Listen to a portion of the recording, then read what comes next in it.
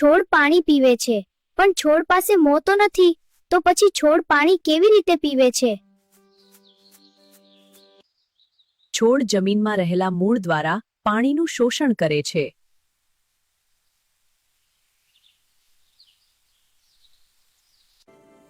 મૂળ પર અસંખ્ય સૂક્ષ્મ મૂળરોમ હોય છે, જે માટીના કણો વચ્ચે રહેલા પાણીનું શોષણ કરે છે.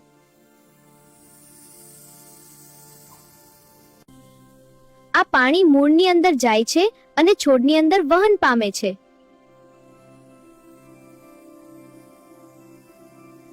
જેમ આપણા શરીરમાં નસો હોય છે, તેમ વનસ્પતિમાં જલવાહિની નામની નળીઓ હોય છે, જે જમીનમાંથી મેળવેલું પાણી છેક ઉપરના પાંદડા સુધી પહોંચાડવાનું કામ કરે છે.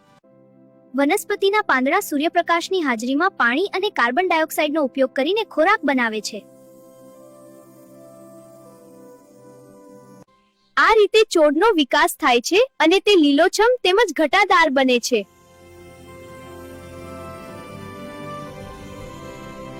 આવા મજાના વિજ્ઞાનના વિડીયો જોવા યુટ્યુબમાં લખીને સર્ચ કરો ભટ્ટ અલ્પેશ.